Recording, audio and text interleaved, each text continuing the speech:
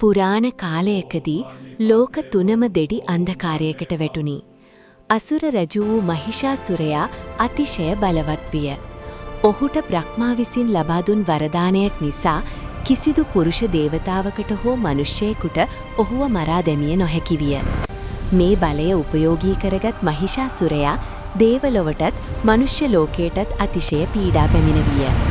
දේවයන්ගේ යාග පූජා සොය සියල්ල නාශ කළේය. මිනිසුන් බියෙන් ජීවත් වූහු.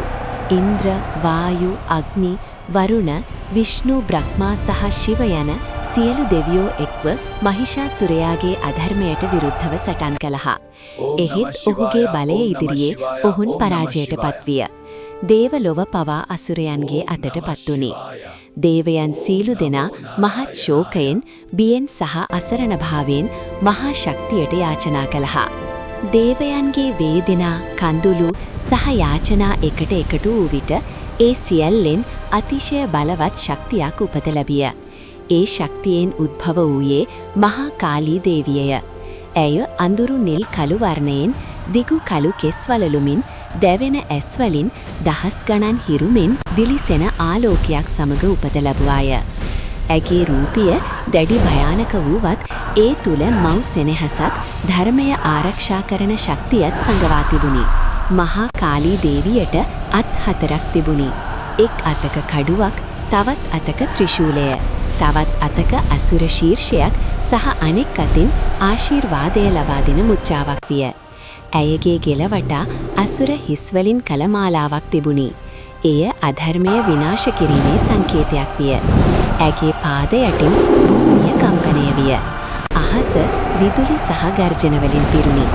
මහා කාලී දේවිය සිංහයක් මත නැගී යුද භූමියට ගමන් කළාය. ඇය එන විට අසුර සෙබළුන් බියෙන් වෙව්ලූහු. ඇගේ එකම නාදයක් සමග අසුර සෙබළුන් දහස් ගණන් බිම වැටුණි. ඇගේ කඩුව අධර්මය කපා බිඳ දමා ධර්මය ස්ථාපිත කළාය.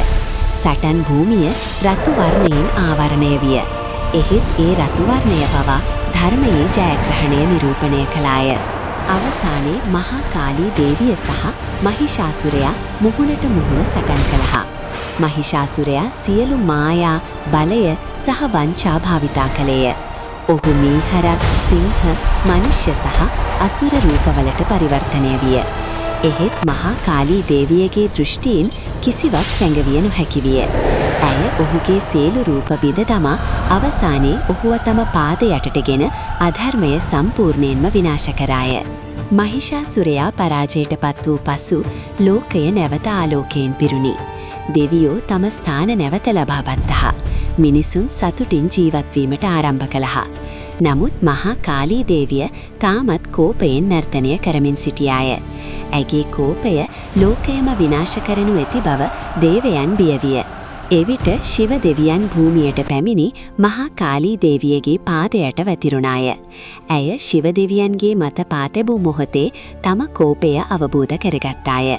ඇගේ දිව පිටතට පැමිණි ලැජ්ජාවෙන් හා කරුණාවෙන් ඇගේ කෝපය සංසිඳුණි. එම මොහොතේ සිට මහා කාලී දේවිය විනාශයේ දේවියක් නොව ආරක්ෂාවේ මව්වරුන්ගෙන් එකක් බවට පත්වුණි. මහා කාලී දේවිය අදත් භක්තිමතුන්ට ආරක්ෂාව, ධෛර්යය සහ ශක්තිය ලබා දේ. ඇය අපට කියා දෙන පණිවිඩය පැහැදිලිය. අධර්මය කෙතරම් බලවත් වුවත් ධර්මය